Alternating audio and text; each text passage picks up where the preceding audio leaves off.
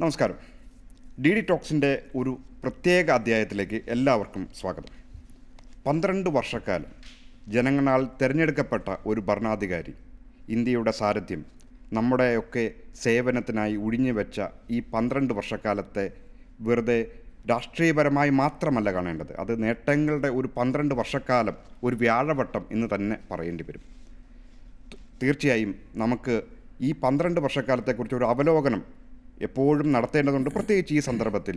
എന്തായാലും ഈ തവണ ഈ സ്പെഷ്യൽ എഡിഷനിൽ ഡി ഡി ടോക്സ് അത് ഏറ്റെടുക്കുകയാണ്. ഇന്ത്യയുടെ സമ്പദ് വ്യവസ്ഥയുടെ 12 വർഷക്കാലത്തെക്കുറിച്ച് നമ്മളോട് സംസാരിക്കാൻ, അതിൻ്റെ നേട്ടങ്ങൾ മാത്രമല്ല അതിനെ കൃത്യമായിട്ടുള്ള ഒരു അവലോകനം നടത്തുവാൻ നമ്മളോട് ചേരുന്നത് ധനകാര്യ വിദഗ്ധനായ ശ്രീ രഞ്ജിത്ത് കാർത്തികേയൻ സാറാണ്. സ്വാഗതം സാർ. സാർ, ഒരു 2014 ഇന്ത്യയൊക്കെ പൊതുവെ കാറ്റഗറൈസ് ചെയ്തുകൊണ്ടിരുന്നത് ഫ്രജൈൽ 5 എന്ന് പറയുന്ന അത്ര നല്ലതല്ലാത്ത ഒരു ടേമിലാണ്. അവിടെ നിന്നുള്ള ഇന്ത്യയുടെ ഒരു 12 വർഷക്കാലത്ത് എങ്ങനെയാണ് സാർ പൊതുവെ ഒന്ന് വിലയിരുത്തുക? ഒരു സ്റ്റാർട്ടിംഗ് പോയിൻ്റ് ഒരു 2013 മോർഗൻ സ്റ്റാൻലിയാണ് ആക്ച്വലി അങ്ങനെ ഒരു വേർഡ് കോയിൻ ചെയ്തത്, ഫ്രജൈൽ 5 എന്ന് പറഞ്ഞത്. ഇന്ത്യയുടെ കൂടെ എനിക്കൊന്ന് south Africa, Brazil, Turkey, Indonesia, ഇങ്ങനെ 5 ഏറ്റവും മോശപ്പെട്ട സാമ്പത്തിക സ്ഥിതിയുള്ള രാഷ്ട്രങ്ങളുടെ പട്ടികയിലായിരുന്നു നമ്മളുണ്ടായിരുന്നത്. എന്തും സംഭവിക്കാം എന്നുള്ള രീതിയിൽ. കറണ്ട് അക്കൗണ്ട് ഡെഫിസിറ്റിൻ്റെ ആണെങ്കിലും 4.87% ഇതാണ് ഈ GDP-യുടെ. അപ്പോൾ വളരെ ക്രിട്ടിക്കലായിട്ടുള്ള, ഒരുപക്ഷെ നമ്മൾ പണ്ട് മൻമോഹൻ സിംഗിൻ്റെയും നരസിംഹറാവുവിൻ്റെയും കാലഘട്ടത്തിൽ ഉണ്ടായിരുന്നൊരു സാധനമുണ്ട്, സ്പെഷ്യൽ ഡ്രോയിങ് റൈറ്റ്സ്, ഒരു എത്ര 20 ദിവസത്തേക്ക് മാത്രമേ ഉള്ള ചിലവിനുള്ള പണമുള്ളൂ എന്നൊക്കെ പറയുന്ന ആ ലെവലിലേക്കുള്ളൊരു സിറ്റുവേഷനിലാണ് ഒരു 2014 ഒരു റെജീം ചേഞ്ച്, അല്ലെങ്കിൽ ഒരു ഗവൺമെൻറ് ചേഞ്ച് ചെയ്ത് പുതുതായിട്ട് വരുന്നത്. അതൊരു വലിയ മെജോറിറ്റിയോട് കൂടിയിട്ടാണ് വരുന്നത്, ഒരു അബ്സല്യൂട്ട് മെജോറിറ്റി. ആഫ്റ്റർ ഒരു കോയലിഷൻ ഗവൺമെൻറ്റ്സിൻ്റെ ഒരു സീരീസ് വന്നതിന് ശേഷമുള്ള ഒരു അബ്സല്യൂട്ട് മെജോറിറ്റിയുള്ള ഒരു അത് ഒരു വന്നിരുന്ന സമയത്ത് ശ്രീ നരേന്ദ്രമോദി എന്ന് പറയുന്നത് ഒരു വളരെ സക്സസ്ഫുൾ ആയിട്ടുള്ള ഒരു മുഖ്യമന്ത്രി, ഒരു ഗുജറാത്തിനെ ട്രാൻസ്ഫോം ചെയ്തു എന്ന് പറയുന്നൊരു മുഖ്യമന്ത്രി. അപ്പോൾ ആളുകളുടെ മനസ്സിൽ എക്സ്പെക്റ്റേഷൻസും അത്രയും വലുതായിരുന്നു. ആ ഒരു എക്കോണമിയെ ടേക്ക് ഓവർ ചെയ്യുമ്പോൾ ഒരു ഫസ്റ്റ് ഫേസ് എന്ന് പറയുന്നത് ഈ ഫ്രജൈൽ 5-ൽ നിന്നുള്ള ഒരു പെട്ടെന്നൊരു കുതിച്ചുചാട്ടം നമുക്കൊരിക്കലും പറ്റില്ല. ആ 2013 എന്നുള്ള കാലഘട്ടത്തിൽ നിന്ന് 14-15 കാലഘട്ടം നമ്മൾ എടുക്കുകയാണെങ്കിൽ അതൊരു ട്രാൻസ്ഫർമേഷൻ, അല്ലെങ്കിൽ അതിനെ ഒന്ന് ക്ലീനിങ് അപ്പ് എന്നൊക്കെ പറയുന്ന ഒരു ലെവലിലേക്ക് ചെയ്യേണ്ടിയ ഒരു സിറ്റുവേഷനാണ്. ഞാൻ ഒരു ക്രെഡിറ്റ് കൊടുക്കുന്നത് എന്തെന്ന് പറഞ്ഞാൽ, എല്ലാം ഒരു അടുത്ത ഒരു 15, 20, 25 വർഷത്തേക്ക് വേണ്ട ഒരു ബ്ലൂ പ്രിൻറ്റുമായിട്ട് വന്ന ഒരു സർക്കാർ എന്ന് വേണം ഞാൻ ഈ 12 ഇയേഴ്സിൽ ബാക്കിലോട്ട് നോക്കുമ്പം കാണാൻ പറ്റുന്നത്. ഒരു വളരെ സിസ്റ്റമാറ്റിക്കായിട്ട് ഫേസ്ഡായിട്ട് ഒരു പ്ലാനോട് കൂടി, ഒരു പ്രീ സയൻസ് എന്നൊക്കെ വേണമെങ്കിലും പറയാൻ ഒക്കുന്ന രീതിയിൽ ഒരു പ്രിഡിക്റ്റബിൾ ആയിട്ടുള്ള കാര്യങ്ങൾ, അല്ലെങ്കിൽ ഷോക്സ് വന്ന സമയത്തുള്ള നമ്മളെങ്ങനെ റെസീലിയൻ്റായി എന്നുള്ളൊരു.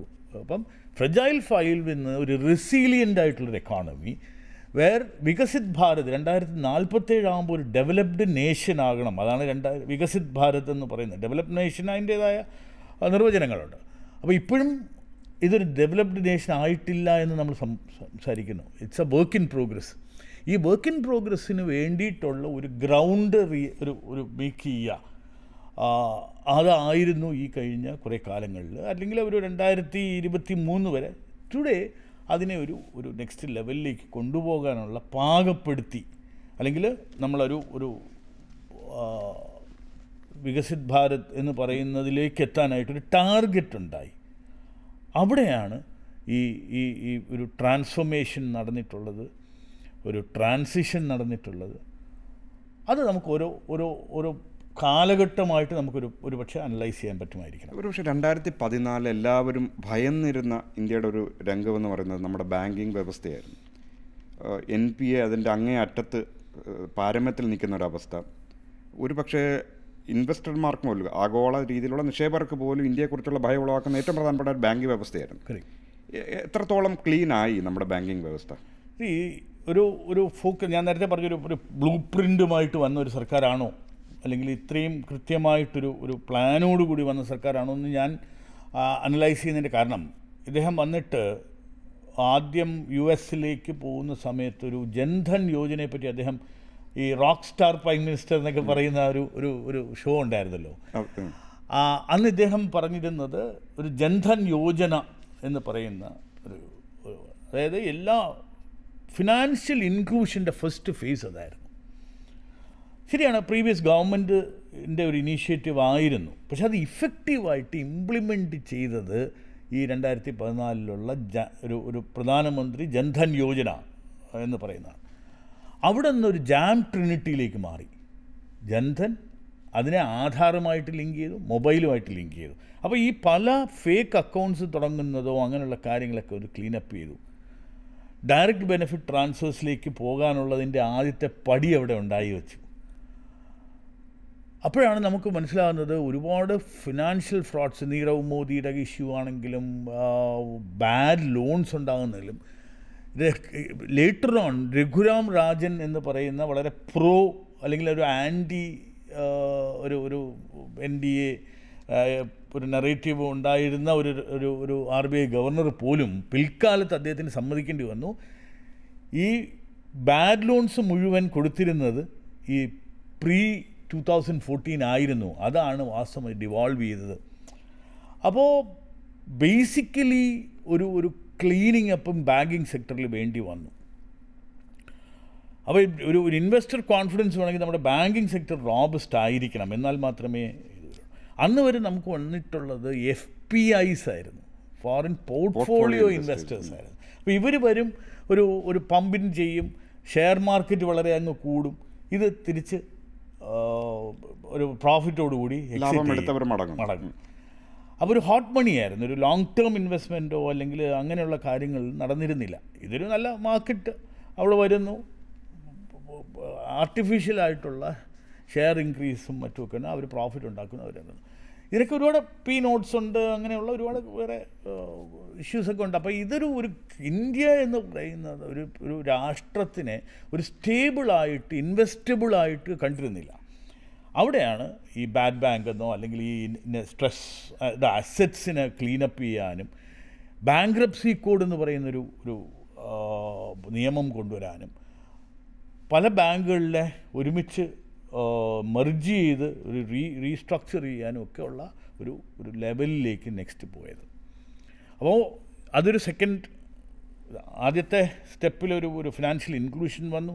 അപ്പോൾ ആളുകൾക്ക് ലോൺ എടുക്കാനും മറ്റുമൊക്കെ ഉള്ള ഒരു ബാങ്ക് അക്കൗണ്ട് വന്നു, ഫോർമലൈസ് ചെയ്തു എക്കോണമി. എനിക്ക് തോന്നുന്നത് പരമാവധി ജനങ്ങളെ പണ്ട് അവർ എടുത്തുകൊണ്ടിരുന്നത് വട്ടിപ്പലിശ എന്ന് പറയുന്ന സമ്പ്രദായത്തിൽ നിന്ന് മാറി അവർ ഫോർമലായിട്ടുള്ള ബാങ്കിങ് ചാനൽസിലേക്ക് കൊണ്ടുവരുന്നു. അപ്പോൾ അതിനാദ്യം വേണ്ടത് പക്ഷേ ബാങ്ക് അക്കൗണ്ടാണ്.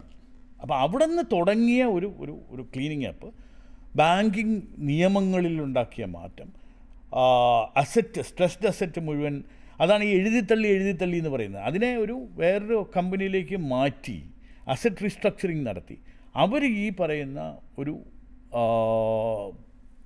ബോറോവേഴ്സുമായിട്ടുള്ള നെഗോഷിയേറ്റ് ചെയ്തതോ അല്ലെങ്കിൽ അവരുടെ അസറ്റ് വിറ്റോ ഒക്കെ മാറ്റി. അപ്പോൾ ഈ ബാങ്കിൻ്റെ ബാലൻസ് ഷീറ്റ് കുറേ കൂടെ റോബസ്റ്റായി.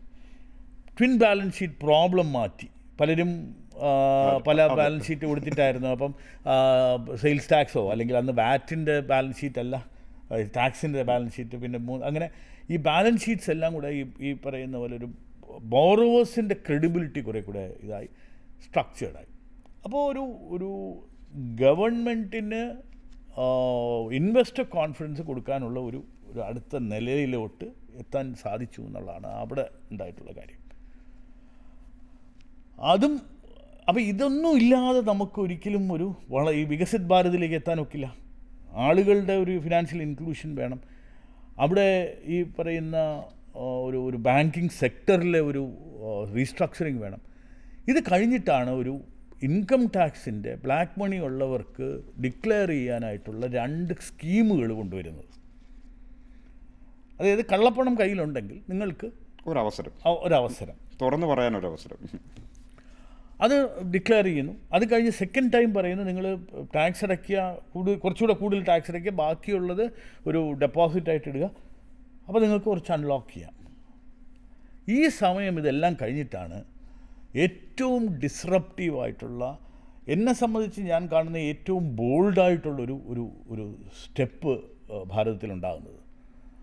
അത് ഡീമോണിറ്റൈസേഷനാണ്. ഈ ഡീമോണിറ്റൈസേഷനെ ഇന്നും ആളുകൾ ക്രിട്ടിസൈസ് ചെയ്യുന്നു. ഈ ഡീമോണിറ്റൈസേഷൻ കാരണമോ അല്ലെങ്കിൽ GST കാരണം തകർന്ന സാമ്പത്തിക രംഗം എന്നൊക്കെ ഇപ്പോഴും പറയും. അതൊരു നെറേറ്റീവായിട്ട് മാത്രമേ, അല്ലെങ്കിൽ തകർന്ന സാമ്പത്തിക രംഗം എന്ന് പറയുമ്പോൾ ഈ എല്ലാ എക്സ്റ്റേണൽ ഷോക്കിനിടയ്ക്കും കഴിഞ്ഞ സാമ്പത്തിക വർഷം 2025-26 7.7% റിയൽ GDP റേറ്റ് ഉണ്ട്. അപ്പോൾ ഇത് തകർന്നു എന്നുള്ളൊരു നറേറ്റീവ് ഉണ്ട്. പക്ഷേ ആക്ച്വലി നോക്കുകയാണെങ്കിൽ ഇതെല്ലാം ആ ഒരു സ്ട്രക്ചറൽ റീഫോംസിൻ്റെ പാർട്ടായിരുന്നു. അപ്പോൾ സാറ് ഡീമോണിറ്റൈസേഷനെ കാണുന്നതും ആ സ്ട്രക്ചറൽ റിഫോമിൻ്റെ ഒരു ഘട്ടമായി തന്നെയാണ്. അതായത് one of the many series of reforms. അപ്പോൾ ഡീമോണിറ്റൈസേഷൻ ചെയ്തുകൊണ്ടുണ്ടായ പ്രയോജനം ഇല്ല എന്ന്, അത് ഇംപ്ലിമെൻറ്റ് ചെയ്തത് ശരിയല്ല എന്നും, അല്ലെങ്കിൽ അതുകൊണ്ടുള്ള എന്താ എഫക്റ്റീവ്, ഇപ്പം ക്യാഷ് സർക്കുലേഷൻ കൂടിയില്ലേ, നോട്ടിൻ്റെ ഇതെല്ലാം ആണെങ്കിൽ പോലും ഒരു എക്കോണമിയെ ഫോർമലൈസ് ചെയ്യാൻ പറ്റി, നമ്പർ 1. നമ്പർ 2, ഈ ഫേക്ക് ഇന്ത്യൻ കറൻസി നോട്ടിനെ പറ്റി ഇന്നിപ്പോൾ ദുരന്തർ പോലുള്ള സിനിമകളൊക്കെ അതിനെപ്പറ്റി പറയുന്നുണ്ട്, പാകിസ്ഥാൻ നോട്ടടിച്ചതും മറ്റുമൊക്കെ. ഇത് മേജർ ഗൗരവ് ആര്യ ആ സമയത്ത് തന്നെ ഇതിനെപ്പറ്റി വളരെ വലിയ ബ്ലോഗുകളൊക്കെ എഴുതിയിട്ടുള്ളതാണ്. പലരും പക്ഷേ അതിനെ മീഡിയ അതിനെപ്പറ്റി ചർച്ച ചെയ്തില്ല. ഇവിടെ കണ്ടെയ്നറിൽ നോട്ട് വന്നതിനെ പറ്റിയൊക്കെ നമുക്ക് കേരളത്തിൽ പോലും എനിക്ക് തോന്നുന്നത് ഒരു പരിധി വരെ ഫോർമലായിട്ടുള്ള നോട്ട്സ് ഒഫീഷ്യൽ ചാനലിൽ നിന്ന് പറയാതെ നമുക്ക് അതിനെ കറക്റ്റ്, അത് ഒഫീഷ്യലായിട്ട് നമുക്ക് ഇപ്പം ഒരു രാഷ്ട്രത്തിന് ഒരു ധനകാര്യമന്ത്രിക്കോ പ്രധാനമന്ത്രിക്കോ ഞങ്ങളുടെ നോട്ട് പാകിസ്ഥാനിലോ അല്ലെങ്കിൽ വേറെ രാഷ്ട്രത്തിൽ അടിച്ചു എന്ന് പറഞ്ഞ് ആക്സെപ്റ്റ് ചെയ്യാനൊക്കില്ല. അപ്പോൾ accepting all that, demonetization actually cleaned up to a certain extent and formalized it. നമുക്ക് പണ്ട് ഈ പാരലൽ എക്കോണമി എന്നോ ബ്ലാക്ക് മണി എക്കോണമി എന്നൊക്കെ പറയുന്ന ഒരു സിസ്റ്റം ഉണ്ടായിരുന്നു, വിച്ച് വാസ് ഈക്വലി പവർഫുൾ. ഇത് മുഴുവൻ ഒന്ന് ഫോർമലൈസ് ചെയ്യാൻ പറ്റി. അപ്പോൾ ഇങ്ങനെ ആ തലത്തിൽ കൊണ്ടുവന്നിട്ടാണ് GST എന്ന് പറയുന്ന ഒരു വൺ നേഷൻ വൺ ടാക്സ് എന്ന് പറയുന്ന ഒരു ഇംപ്ലിമെൻറ്റേഷൻ നടക്കുന്നത്. നമ്മളത് എത്രയോ കാലം മുതൽ, വാജ്പേയിയുടെ കാലം മുതൽ ചർച്ച ചെയ്യുന്നതാണ് ഈ GST. 160-170 രാഷ്ട്രങ്ങൾ ഇത് ഇംപ്ലിമെൻ്റ് ചെയ്തതാണ്. അതിനകത്ത് ഇംപ്ലിമെൻ്റ് ചെയ്യാത്തതിൻ്റെ റീസൺ എന്നോട് ചോദിച്ചാൽ, പല ഗവൺമെൻറ്റ്സും GST ഇംപ്ലിമെൻ്റ് ചെയ്ത് കഴിഞ്ഞിട്ട് റീഎലക്ട് ചെയ്യപ്പെട്ടിട്ടില്ല. ഓക്കെ, അപ്പോൾ അതൊരു ഒരു ഫിയർ ഉണ്ട്. അത്ര പോപ്പുലർ അല്ലാത്ത. ഇപ്പം ലേറ്റസ്റ്റ് നോക്കുകയാണെങ്കിൽ മലേഷ്യ പോലുള്ള രാഷ്ട്രങ്ങൾ ഇത് തിരിച്ചെടുത്തു, അത്രയ്ക്കൊരു ഇതുണ്ടായി. പക്ഷേ ഇതിൻ്റെ ഒരു ഇംപ്ലിമെൻറ്റേഷൻ ഇനി മോശമായിരുന്നു എന്ന് പറഞ്ഞാൽ പോലും ഇന്ന് GST ആരും ക്രിട്ടിസൈസ് ചെയ്യുന്നില്ല. അപ്പോൾ ഇംപ്ലിമെൻ്റ് ചെയ്തത് കുറച്ച് ഹേസ്റ്റി ആയിരുന്നു. പക്ഷേ ഏത് പ്രോജക്റ്റും ഇംപ്ലിമെൻ്റ് ചെയ്യണമെങ്കിൽ അതിന് ഒരു 100% ആയിട്ട് ഇംപ്ലിമെൻ്റ് ചെയ്യാൻ ഒക്കില്ല. ചർച്ച ചെയ്ത് അങ്ങ് നൂറ്റാണ്ടുകളോളം ചർച്ച ചെയ്യേണ്ടി വരും. അതുകൊണ്ട് ഇംപ്ലിമെൻ്റ് ചെയ്തു. ആ ഇംപ്ലിമെൻ്റ് ചെയ്തതിനകത്തുള്ള കുഴപ്പങ്ങളുണ്ടായിരുന്നു.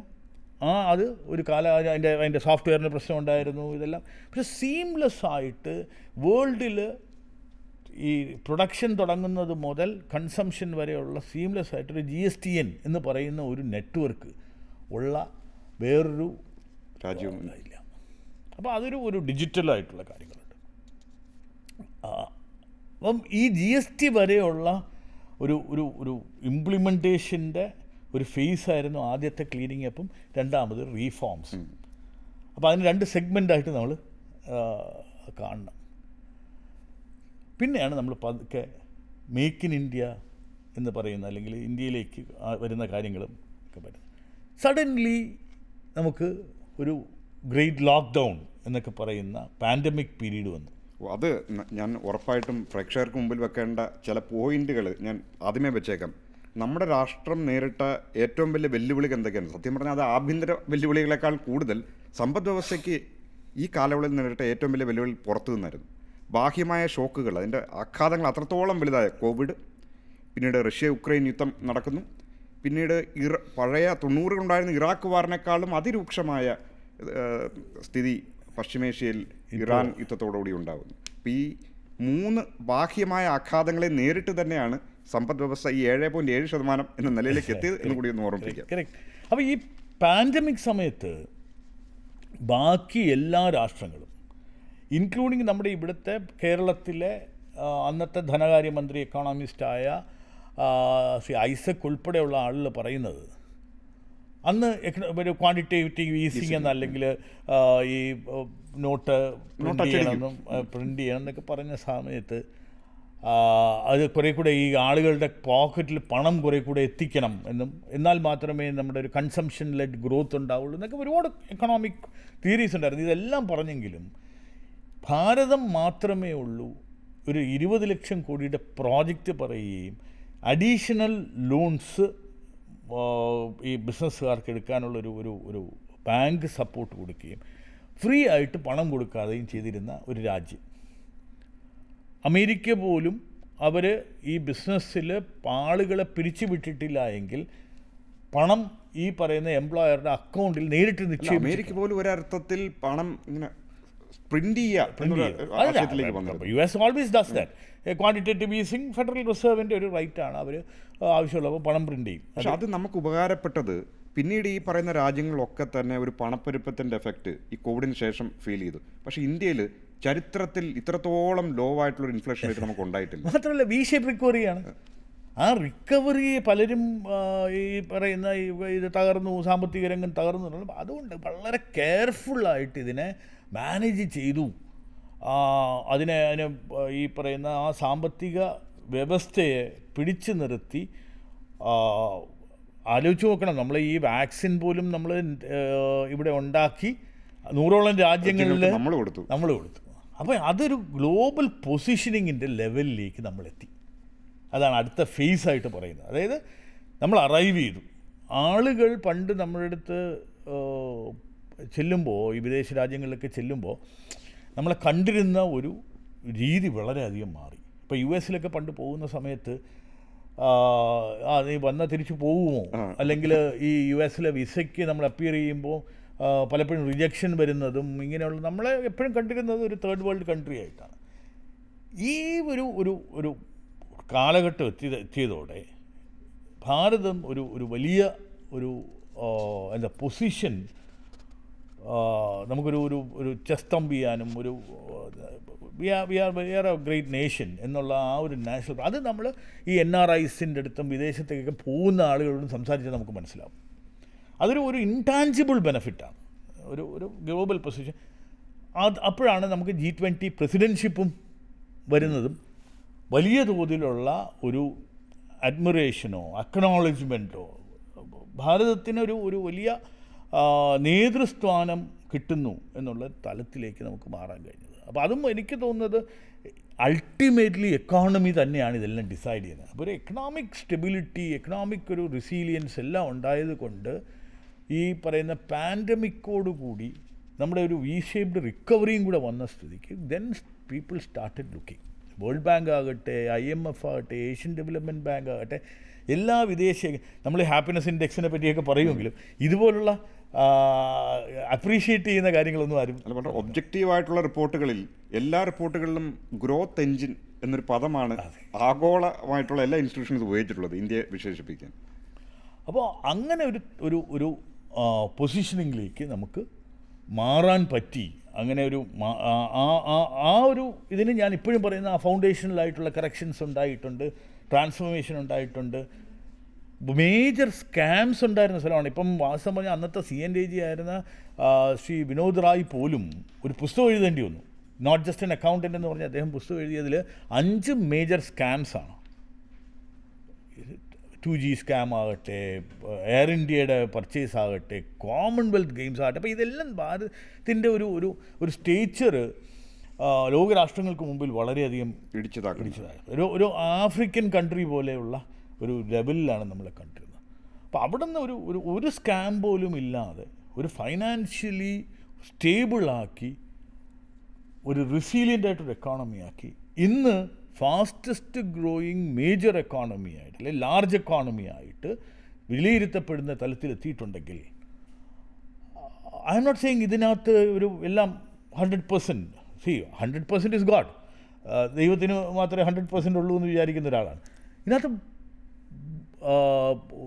സ്ലിപ്സ് ഉണ്ടായിട്ടുണ്ട്, ഇതുണ്ടായിട്ടുണ്ട്. പക്ഷേ overall if you look pre-2014 12 years of NDA government, and അത് മനസ്സിലാക്കണം. ഇത് ഭാരതം ഒരിടത്ത് ഈ പറയുന്ന പോളറൈസ് ചെയ്തു എന്നും മതവും ജാതിയും എല്ലാ അടിസ്ഥാനത്തിലുള്ള വേർതിരിവുകൾ ഉണ്ടായിട്ടുണ്ടെന്ന് റീജിയണൽ ലിംഗ്വിസ്റ്റിക് കാര്യങ്ങളുണ്ടെങ്കിലും ഈ ഒരു സമയത്ത് ഏതാണ്ട് 60 സ്റ്റേറ്റ് ഇലക്ഷൻസും 3 ജനറൽ ഇലക്ഷൻസും വിൻ ചെയ്ത ഒരു പാർട്ടിയാണ്. അപ്പോൾ അപ്രൂവൽ റേറ്റിംഗ്സ്, അതായത് ജനങ്ങൾ അതിനെ അപ്രൂവ് ചെയ്തു എന്നല്ലേ നമുക്ക് അതിൽ നിന്ന് മനസ്സിലാക്കാനൊക്കെ.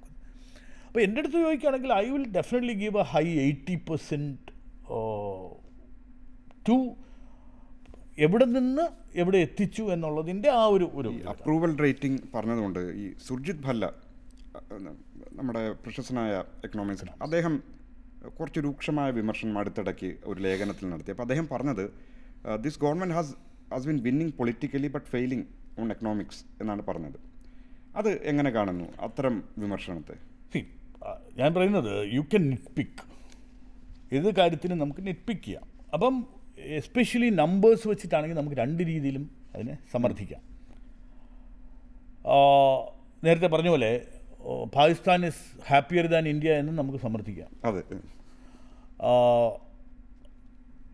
ഇവിടെ നമുക്ക് കിട്ടാനൊക്കുന്നതെന്ന് പറയുന്നത് ജനറലി ഉള്ള ആളുകളുടെ ഒരു വെൽബീയിങ്. പിന്നെ ഇതിനൊക്കെ ഓരോ മെഷേഴ്സ് ഉണ്ട് ഇല്ലേ. GDP ഗ്രോത്ത് എന്ന് പറയുന്നതും ഇൻഫ്ലേഷൻ കണ്ടെയ്ൻ ചെയ്തതാണെങ്കിലും എനിക്കൊന്ന് അവിടെ തന്നെ അദ്ദേഹത്തിൻ്റെ വിമർശനത്തിൻ്റെ കാതൽ അടഞ്ഞുപോയെന്നാണ് എനിക്ക് തോന്നുന്നത്. ഈ ഇത്രയും ബാഹ്യമായ ആഘാതങ്ങൾക്കിടയിലും 7.7% എന്ന റിയൽ GDP കൈവരിക്കുക എന്ന് പറയുന്നതിൽ അതിൽ തന്നെ വിജയം കിടക്കുന്നു. കറക്റ്റ്. അപ്പോൾ പക്ഷേ ഞാൻ പറയുന്നത് അങ്ങനെയുള്ള വേറിട്ട ക്രിറ്റിസിസംസ് വന്നോട്ടെ, അത് നമ്മളൊരു ഫ്രീ സ്പീച്ചൊക്കെ ഉള്ള സ്ഥലത്ത് കറക്ഷൻ, അതാണ് ഞാൻ നേരത്തെ പറയുന്നത്. നമുക്കൊരു 100%ലേക്ക് ഒരിക്കലും വരാനൊക്കില്ല. അപ്പോൾ there is still scope. Indian economy is A work in progress and we have, അത് നമ്മളൊരു 2047 നമ്മുടെ ടാർഗറ്റ് വെച്ചിരിക്കുന്നത്. അപ്പോൾ ഇന്ന് എന്തായി, അല്ലെങ്കിൽ ഇന്ന് നമ്മളെത്തി അറൈവ് ചെയ്തു എന്നുള്ളതല്ല, ആ 2047ലേക്കുള്ള നമ്മുടെ ആ പ്രയാണത്തിന് എത്രമാത്രം ഒരു ക്ലാരിറ്റി ഉണ്ടായി. ഇപ്പോൾ ഈ പറയുന്ന ഒരു ലേറ്റസ്റ്റ് ജിയോ പൊളിറ്റിക്കൽ ഇഷ്യൂസ് വന്നു നോക്കുള്ളൂ. ഇതിനെ മുൻകൂട്ടി കണ്ട് പ്രവർത്തിച്ചില്ലേ എന്ന് വരെ നമുക്ക് തോന്നിപ്പോവും. അതായത് ഇൻകം ടാക്സിൻ്റെ കാര്യത്തിൽ 12 ലക്ഷം രൂപ വരെ അതിന് ഒരു ടാക്സ് ഇല്ലാതെ ടാക്സ് ഫ്രീ ഇൻകം കൊണ്ടു. ഇത് അൺലോക്ക് ചെയ്തു, ഒരുപാട് സ്പെൻഡിങ് പവർ കൂട്ടി. 2, അത് കഴിഞ്ഞ ഉടനെ GSTയുടെ റേറ്റ് റാഷണലൈസേഷൻ വന്നു. പലതും 2 റേറ്റിൽ ജനങ്ങളുടെ കൈവശം കൂടുതൽ പണം വാങ്ങൽ ശേഷി നൽകുക. അപ്പം നമ്മൾ വാസ്തവം പറഞ്ഞാൽ ഒരു ഡൊമസ്റ്റിക് കൺസംഷനും ഒരു ഡൊമസ്റ്റിക് ആയിട്ടുള്ള ഒരു എക്കോണമി, ഒരു സെൽഫ് കണ്ടെയ്ൻഡ് എക്കോണമിയാണ്. നമ്മളൊരു കംപ്ലീറ്റ്ലി ഒരു എക്സ്പോർട്ട് ഡിപ്പെൻഡൻ്റ് അല്ല. പക്ഷേ ഈ വരുന്ന കാലഘട്ടങ്ങളിൽ ഭാരതത്തിന് ഒരു ചൈന എന്തായിരുന്നോ അത് ഭാരതമാകും എന്ന് തന്നെയാണ് ആളുകൾ വിലയിരുത്തുന്നത്. അതിന് റീസൺ ഞാൻ പറഞ്ഞുതരാം. കാരണം എപ്പോഴും ഡെമോഗ്രാഫിയാണ് നമ്മുടെ ഗ്രോത്തിനെ തീരുമാനിക്കുന്നത്. ഇന്ന് ചൈനയുടെ ഡെമോഗ്രഫി ഹാസ് ഗ്രോൺ ആൻഡ് അവർ ഈ വൺ ചൈൽഡ് എന്നൊക്കെ പറയുന്നതിന് അവരുടെ പോപ്പുലേഷൻ ഷ്രിങ്കേജ് ഉണ്ടായിട്ടുണ്ട്. 2, അവരുടെ ഈ ആവറേജ് ഏജ് എന്ന് പറയുന്നത് ഒരു 40s പോയി കഴിഞ്ഞു. അപ്പോൾ എനിബഡി ഹൂ ഇൻവെസ്റ്റ്, പുതിയ ഇൻവെസ്റ്റ്മെൻറ്റ് കൊണ്ടുവരുന്ന ഫാക്ടറീസ് ആണെങ്കിലും എന്താണെങ്കിലും അവർ നോക്കുന്നത് ഒരു യങ് വർക്കിംഗ് ഹാൻഡ്സ് ഉള്ള സാധനം. ഒരു 25 വർഷം 30 വർഷത്തേക്ക് എനിക്ക് വർക്ക് ഫോഴ്സിനെ കിട്ടുമോ എന്നുള്ളതാണ്. മാത്രമല്ല അവരുടെ മാർക്കറ്റും അത്ര വളരുന്നു എന്ന് നോക്കണമല്ലോ. ഡെഫിനറ്റ്ലി. അപ്പോൾ പക്ഷേ ഞാൻ പറയുന്നത് ഇതൊരു ആ മാർക്കറ്റ് എന്നുള്ളതിനേക്കാൾ കൂടുതൽ, ഇന്ത്യ ആസ് എ മാർക്കറ്റ് എന്നുള്ളതിനേക്കാൾ ഉപരി നമ്മൾ എന്തുകൊണ്ട് ഒരു എക്സ്പോർട്ട് ഓറിയൻറ്റഡ് എക്കോണമി ആകും എന്നുള്ളതിനെ പറ്റിയാണ് ഞാൻ പറയുന്നത്. ഞാൻ പറഞ്ഞത് മനസ്സിലായി. അപ്പോൾ ഇന്ത്യ ഒരു പ്രൊഡക്ഷൻ ഹബ്ബാകും. കാരണം എന്ന് പറഞ്ഞാൽ നമ്മുടെ ഒരു യങ് പോപ്പുലേഷൻ നമുക്ക് അവൈലബിളാണ്. അത് എസ്പെഷ്യലി ഹിന്ദി ഹാർട്ട്ലാൻഡിലാണ്. ഇപ്പം കേരളവും തമിഴ്നാടും ആ കൊറോമാൻഡൽ സ്റ്റേറ്റ്സും ഇതെല്ലാം ഒരു ഹയർ ഒരു ഡെമോഗ്രാഫിക് ഇതിലോട്ടെത്തി. എനിക്ക് 38-40 ഒക്കെ നമ്മളുമായി കേരളത്തിൽ. പക്ഷേ ഹിന്ദി ഹാർട്ട്ലാൻഡ് ആണ് നമുക്കൊരു 24-25 എന്ന് പറയുന്ന ആ ഏജ് ഗ്രൂപ്പിൽ നിൽക്കുന്നത്. അപ്പോൾ ഇൻവെസ്റ്റ്മെൻറ്റ്സ് അതുകൊണ്ടാണ് ഇന്ന് ആ ഭാഗത്ത്. സാർ, ഇപ്പോൾ നമുക്ക് പൊതുവെ അറിയാം, തൊഴിൽ വരണമെങ്കിൽ നമ്മുടെ മാനുഫാക്ചറിങ് രംഗം കൂടുതൽ ശക്തിമത്താവണം, കൂടുതൽ നിക്ഷേപം ഇവിടെ സംഭവിക്കണം. എങ്ങനെ വിലയിരുത്തും നമ്മുടെ മാനുഫാക്ചറിങ് രംഗത്തെ സാർ? എങ്ങനെ മാനുഫാക്ചറിങ് 2022 ആകുമ്പോൾ ഇത് ഒരു പെർസെപ്ഷൻ്റെ ഇഷ്യൂവും കൂടെ ഉണ്ട്. അതായത് ഒരു പ്രഖ്യാപിത ലക്ഷ്യം, ഈ സർക്കാരിൻ്റെ ഒരു പ്രഖ്യാപിത ലക്ഷ്യം GDP 25% എത്തിക്കണം മാനുഫാക്ചറിങ് എന്നുള്ളതായിരുന്നു. അൺഫോർച്ചുനേറ്റ്ലി അത് എത്തിയില്ല. ഈ PLI സ്കീംസും ആത്മനിർഭർ ഭാരതും ഇതെല്ലാം കൊണ്ടുവന്നെങ്കിലും 2014 മുമ്പ് 15 മുതൽ 16% വരെയാണ് GDP എങ്കിൽ ഇതത് 15 മുതൽ 17% വരെ മാർജിനൽ ഒരു നെഗ്ലിജിബിൾ ഇമ്പ്രൂവ്മെൻറ്റ് മാത്രമേ ഇതിനകത്ത് വന്നിട്ടുള്ളൂ. റിയൽ ടേംസിൽ ഇമ്പ്രൂവ് ചെയ്തിട്ടുണ്ട്. അതായത് GDP കൂടുമ്പം പെർസെൻറ്റേജ് സെയിമായിട്ട് നിന്നെങ്കിലും ഒരു ആക്ച്വൽ ഇമ്പ്രൂവ്മെൻ്റ് ഉണ്ടായിട്ടുണ്ട്. പക്ഷേ അന്ന് 25% ഉണ്ടാക്കും, അല്ലെങ്കിൽ ഫാർമർ ഇൻകം ഡബിൾ ചെയ്യും എന്നൊക്കെ പറഞ്ഞ ഒരു ഹയർ ബെഞ്ച് മാർക്കിലേക്ക് എത്താൻ പറ്റിയിട്ടില്ല. അവിടെയാണ് ഈ ക്രിട്ടിക്കലായിട്ടുള്ള ആളുകൾ പറയുന്നത് എന്തായി മാനുഫാക്ചറിങ്. അപ്പോൾ മാനുഫാക്ചറിങ്ങിൽ നമുക്ക് ഇമ്പ്രൂവ് ചെയ്യാൻ പറ്റിയിട്ടുള്ള സെക്ടേഴ്സ് വളരെ ചുരുക്കം ചില സെക്ടേഴ്സിൽ മാത്രമേ ഉള്ളൂ. അതായത് ഇലക്ട്രോണിക്സ്, ഡിഫൻസ് സെക്ടർ, ഇങ്ങനെയുള്ള സെക്ടറിൽ മാത്രമേ നമുക്കൊരു ഇമ്പ്രൂവ്മെൻറ്റ് ഉള്ളൂ. ചെറിയൊരു കണക്ക് പറയാമെന്ന് തോന്നുന്നു. കാരണം 2014 മുമ്പ് ഏതാണ്ട് 90% മൊബൈലുകൾ നമ്മൾ പുറത്തുനിന്ന് ഇറക്കുമതി ചെയ്ത് ഉപയോഗിച്ചിരുന്ന ഒരു രാജ്യം ഇന്ന് നമ്മൾ കയറ്റുമതിയാണ് ചെയ്യുന്നത്. കറക്റ്റ്. ഇന്ന് ഇമ്പോർട്ട് തീരെയില്ല. അപ്പോൾ ഈ സാധാരണഗതിയിൽ US നമുക്ക് ഐഫോണിൻ്റെ മാർക്കറ്റ് ഒരു ബൈ ചെയ്യുമ്പം വിലക്കുറവെന്ന് പറയും. അപ്പോൾ ആരെങ്കിലും US പോകുമ്പോൾ ഒരു ഫോണും കൂടെ വാങ്ങിച്ചുകൊണ്ട് വരണമെന്ന് പറയും. ഇന്ന് നമ്മൾ നോക്കുകയാണെങ്കിൽ എന്നോടൊരാൾ ചോദിച്ചത്, ഇവിടുത്തെ GST ഇൻപുട്ട് ക്രെഡിറ്റും ഡിപ്രീസിയേഷൻ ബെനിഫിറ്റും കിട്ടിയാൽ നിങ്ങൾ എന്തിനാണ് US നിന്ന് ഈ പറയുന്ന ഫോൺ വാങ്ങിക്കുന്നത്? അപ്പം ഇവിടെ നിന്ന് നമ്മളൊരു പക്ക ഇൻവോയ്സോട് കൂടി ടാക്സ് കൊടുത്ത് വാങ്ങിക്കുന്നത്, ഒരു ബിസിനസ്സുകാരനെ സംബന്ധിച്ചിടത്തോളം ഫോൺ വാങ്ങിക്കുന്നത്, ലോക്കലി വാങ്ങിക്കുന്നതാണ് ലാഭം എന്ന അവസ്ഥ വന്നു കഴിഞ്ഞു. അപ്പോൾ മാനുഫാക്ചറിങ് സെക്ടറിൽ നമ്മൾ ഇമ്പാക്റ്റ് പറയാൻ പറ്റാത്തത് എനിക്ക് തോന്നുന്നു ഒരു ഈ ലേബർ ഇൻറ്റൻസീവായിട്ടുള്ള ഗാർമെൻറ്റ് മാനുഫാക്ചറിങ്, ലെതർ, ടോയ്സ്, ഇങ്ങനെയുള്ള സെഗ്മെൻറ്റിൽ നമുക്ക് ഒരു വളർച്ച കൊണ്ടുവരാൻ പറ്റിയിട്ടില്ല. നമ്മൾ ആഗ്രഹിച്ച അത്രയും വളർച്ച കൊണ്ടുവരാൻ പറ്റിയിട്ടില്ല. അതൊരു ക്രിട്ടിക്കലായിട്ടുള്ള ഇതാണ്. അതോടൊപ്പം തന്നെ അപ്പം നാച്ചുറലി ജോബ് അല്ലെങ്കിൽ ജോബ് ക്രിയേഷനെ പറ്റി പറയുന്നുണ്ട്. ജോബ് ക്രിയേഷനെ പറ്റി പറയുകയാണെങ്കിൽ എനിക്ക് ഒരു 17 കോടി അഡീഷണൽ ജോബ്സ് ക്രിയേറ്റ് ചെയ്ത ഒരു സർക്കാരിന് ബെറ്റർ ആകാമായിരുന്നു എന്നൊക്കെ നമുക്ക് പറയാം, അല്ലെങ്കിൽ അതൊരു ക്രിറ്റിസിസമായിട്ട് പറയാം. എന്നാലും I will say that okay, that was slip. ഒരു ജോബ് ക്രിയേഷൻ ഒക്കെ പറ്റി വലിയ തോതിൽ പറഞ്ഞ ഒരു പ്രകടന പത്രികയിൽ ആ ലെവലിൽ എത്തിയില്ല. അപ്പോൾ 17 കോടി പുതിയ തൊഴിലവസരങ്ങൾ അത്ര മോശമായ ഒരു സംഖ്യയല്ല. പക്ഷേ 140 കോടി ജനങ്ങളുള്ള സ്ഥലത്ത് നമ്മൾ പറയും ഓക്കെ ജോബ്. അതിൻ്റെ രണ്ടാമത്തെ കാര്യം, ഈ ഒരു ജെനുവിൻ ക്രിറ്റിസിസം എന്ന് പറയുന്നത് ക്വാളിറ്റി ഓഫ് എംപ്ലോയ്മെൻറ്റാണ്. അതായത് ഇൻഫ്രാസ്ട്രക്ചർ പുഷ് ഒരുപാട് ഉണ്ടായതുകൊണ്ട് നമ്മൾ ഒരുപാട് പോർട്ട്സ് ഉണ്ടാക്കി, എയർപോർട്ട്സ് ഉണ്ടാക്കി, ഹ്യൂജ് റോഡ്സ് ഇൻഫ്രാസ്ട്രക്ചർ, ഇതൊക്കെ ഗ്രോത്തിന് ആവശ്യമായ സാധനം ഉണ്ടായിരുന്നില്ല. ഭാവിക്ക് വേണ്ടിയുള്ള സൗകര്യങ്ങൾ ഒരുക്കി നമ്മൾ. അതെ, ആ ഒരുക്കുന്നതിൽ കൂടെ ഉണ്ടായ ഒരു ജോബ് ക്രിയേഷൻ മാത്രമാണ് ഇവിടെ നടന്നിട്ടുള്ളത്. പക്ഷേ ഒരു ഹയർ ലെവൽ സ്കില്ല് നമുക്ക് ഉണ്ടാക്കാൻ പറ്റിയിട്ടില്ല. ഈ നീറ്റ് കാറ്റഗറിയിലാണ് ഭാരതത്തിൻ്റെ യുവത എന്ന് പറയാറുണ്ട്. അതായത് not in education, employment or training, അതാണ് നീറ്റ് എന്ന് പറയുന്നത്. ഇപ്പോഴത്തെ നീറ്റല്ല. അപ്പോൾ ഈ നീറ്റ് കാറ്റഗറിയിലുള്ള ആളുകൾ എസ്പെഷ്യലി നോർത്ത് ഇന്ത്യയിലും മറ്റുമൊക്കെ എഡ്യൂക്കേഷനോ എംപ്ലോയ്മെൻറ്റോ ട്രെയിനിങ്ങിലോ ഇല്ല. അവിടെയാണ് ഈ സ്കിൽ ഇന്ത്യ പോലുള്ള എഫേർട്ടും ഇനിഷ്യേറ്റീവ്സും ഒക്കെ കൊണ്ടുവന്നിട്ടുള്ളത്. പക്ഷെ ഒരു നെക്സ്റ്റ് ലെവലിലേക്ക് ഒരു പുഷ് ചെയ്യണം. ഇതൊക്കെയാണ് അൺഫിനിഷ്ഡ് ജോബായിട്ട് ഞാൻ കാണുന്നത്, അല്ലെങ്കിൽ ഒരു വർക്ക് ഇൻ പ്രോഗ്രസ് ആയിട്ട് ഞാൻ കാണുന്ന ഏരിയാസ്. ജോബ് ക്രിയേഷൻ, സ്കില്ലിങ്, മാനുഫാക്ചറിങ്ങിലുള്ള ഇമ്പ്രൂവ്മെൻറ്റ്.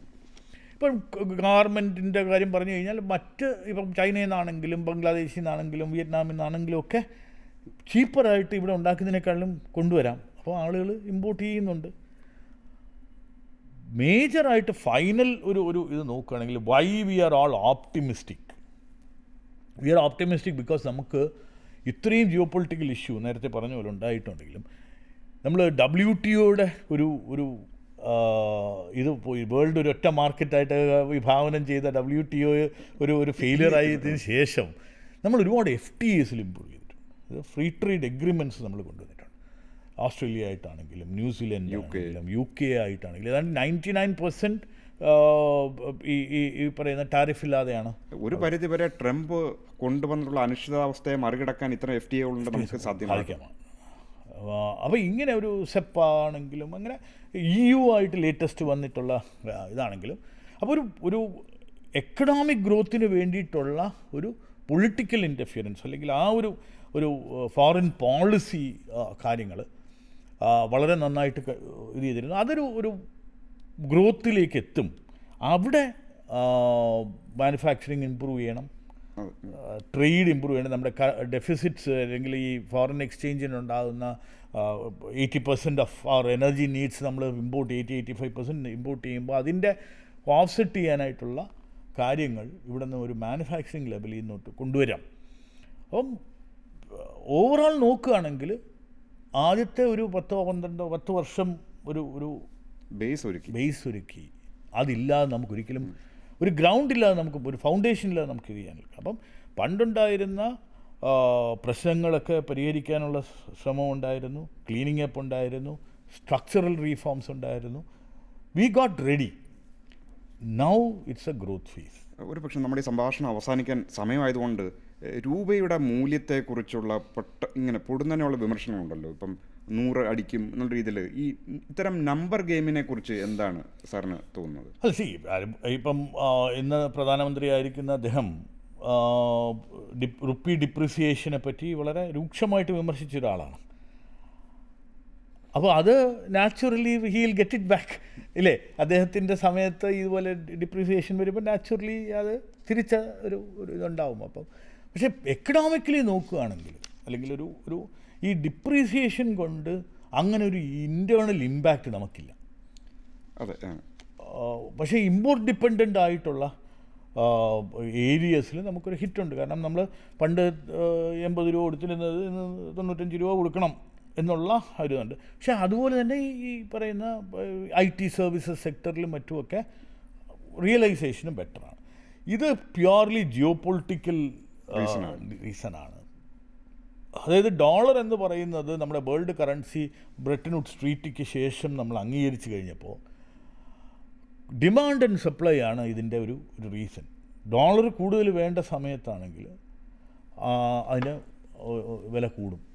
ഏത് സാധനം വാങ്ങിക്കുന്ന പോലെ ഒരു കൊമോഡിറ്റി പോലെ തന്നെയാണ് ഡോളറും. എനിക്ക് എനർജി വാങ്ങിക്കാൻ അല്ലെങ്കിൽ ഓയിൽ വാങ്ങിക്കാനായിട്ട് ഡോളർ വേണം. അപ്പോൾ ഞാനത് പർച്ചേസ് ചെയ്യണം. അപ്പോൾ ഡിമാൻഡ് കൂടുമ്പോൾ നമുക്ക് ഇത് ചെയ്യും. ഇതാണ് വണ്ണത്തെ ഒരു വളരെ സാധാരണക്കാരന് മനസ്സിലാകാനുള്ള ഒരു നുവാൻസ്ഡ് ആയിട്ടുള്ള ഒരു പക്ഷേ ഈ മൂല്യത്തകർച്ചയെന്ന് നമ്മൾ ഇന്ന് കാണുന്നത് യഥാർത്ഥത്തിൽ ഒരു എക്സ്റ്റേണൽ ഫാക്ടർ എന്ന ഒരേ ഒരു സംഗതി കൊണ്ടാണ്.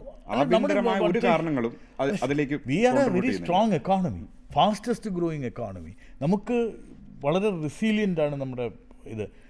ലോകരാജ്യങ്ങൾ മുഴുവൻ ഭാരതത്തിന് ഉറ്റുനോക്കുന്ന കാര്യം അതിനകത്തുള്ള ഒരു ഒറ്റേ ഒരു ഘടകം എന്ന് പറയുന്നത് ഈ പറയുന്ന റുപ്പി ഡിപ്രിസിയേഷൻ മാത്രമേ ഉള്ളൂ.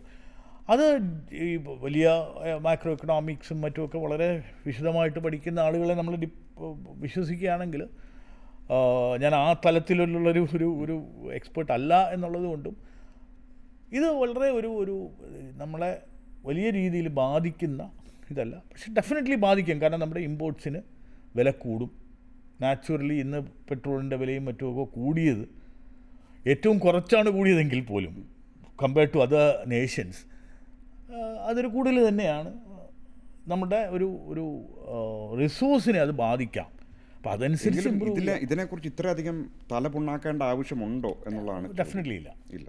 അതിനകത്ത് ഒരു കൺസേൺ എടുക്കേണ്ട കാര്യമില്ല. ഇതൊരു മാർക്കറ്റ് ഫോഴ്സസ് തന്നെയാണ് ചെയ്യുന്നത്. ആ മാർക്കറ്റ് ഫോഴ്സസ് നമുക്ക് 100 വരെ പോകാമെന്നൊക്കെയാണ് ഈ പല എക്കോണമിസ്റ്റുകളും പറയുന്നത്. ചില അനലിസ്റ്റുകൾ ചൂണ്ടിക്കാട്ടുന്നത് ഈ 2014 അതിന് മുമ്പൊക്കെ ഉണ്ടായിരുന്ന ഡിപ്രിസിയേഷൻ പലപ്പോഴും ആഭ്യന്തരമായ പല കാരണങ്ങൾ, വിലക്കയറ്റം പോലുള്ള പല കാര്യങ്ങൾ കൊണ്ടും വാങ്ങൽ ശേഷിയുടെ കുറവ് തന്നെയായിരുന്നു രൂപയുടെ. ഇപ്പോൾ ആഫ്രിക്കൻ കൺട്രീസൊക്കെ നോക്കുകയാണെങ്കിൽ ഇൻറ്റേർണലാണ് അവരുടെ റീസൺ. ഇപ്പം നൈജീരിയയൊക്കെ ഉള്ള സമയത്ത് വലിയ തോതിലാണ് ഇതിൻ്റെ ഡിപ്രിസിയേഷൻ നടന്നുകൊണ്ടിരുന്നത്. അതായത് ഇൻറ്റേർണലായിട്ടുള്ള കാര്യങ്ങൾ. അതായത് ഒരു ഓയിൽ പ്രൊഡ്യൂസിങ് കൺട്രിയാണെന്ന് ആലോചിക്കണം. എന്നിട്ട് പോലും അപ്പം അതിൻ്റെ ഇൻറ്റേർണൽ വൾണറബിലിറ്റീസ് ഉള്ളതുകൊണ്ടായിരുന്നു. ഭാരതത്തിന് ഡെഫിനറ്റ്ലി അങ്ങനെയല്ല. നമുക്കൊരു പക്ഷേ എക്കോണമി എന്ന് പറയുന്നത് ഞാൻ എപ്പോഴും വിചാരിക്കുന്നത് ഒരു ഓപ്റ്റിമിസം വളരെ ഇമ്പോർട്ടൻ്റ് ആണ്. ആളുകളുടെ പെർസെപ്ഷൻ, ഓപ്റ്റിമിസം. അപ്പോൾ ഇത് വളരുമെന്ന് പറയുമ്പോഴാണ് ആളുകൾ കൂടുതൽ പ്രൊഡ്യൂസ് ചെയ്യുന്നത്, കൂടുതൽ വിൽക്കുന്നത്, അതിനൊരു ഒരു ഒരു ഇതുണ്ടാകും. അതിനെ കുറച്ച് കാണുന്ന രീതിയിലുള്ള എനി നറേറ്റീവ് നമ്മുടെ രാഷ്ട്രത്തിന് നല്ലതല്ല എന്ന് വിശ്വസിക്കുന്ന ഒരാളാണ്. അപ്പോൾ ഏതായാലും നമ്മുടെ ഈ സംഭാഷണം ഇവിടെ അവസാനിപ്പിക്കുകയാണ്. എന്തായാലും ഫ്രജൈൽ 5-ൽ നിന്ന് ലോകത്തിൻ്റെ ഗ്രോത്ത് എഞ്ചിൻ എന്ന പദവിയിലേക്കുള്ള ഇന്ത്യയുടെ മാറ്റം ലോകമെല്ലാവരും അംഗീകരിച്ചതാണ്. ഇനി ഈ യാത്ര ഒരു നിരന്തരമായ പ്രക്രിയയാണ്. വികസിത ഭാരതം എന്ന ലക്ഷ്യത്തിലേക്കുള്ള നിരന്തരമായ പ്രക്രിയയുള്ള ഒരു നാഴികക്കല്ല് മാത്രമാണ് ഈ 12 വർഷങ്ങൾ. ഏതായാലും ആ നോട്ടോടുകൂടി നമുക്ക് ഈ സംഭാഷണം ഇവിടെ അവസാനിപ്പിക്കാം. വളരെ നന്ദി രഞ്ജിത്ത് കാർത്തികേയൻ സാർ, നമ്മളോടൊപ്പം സമയം ചെലവഴിച്ചത് കൃത്യമായിട്ടുള്ള അവലോകനങ്ങൾക്ക് വളരെ നന്ദി സാർ. ഇനി ഈ സീരീസിൽ തന്നെയുള്ള അടുത്ത എപ്പിസോഡുമായി നിങ്ങളുടെ മുന്നിൽ ഞങ്ങൾ വൈകാതെ വരും. അതുവരേക്കും നമസ്കാരം.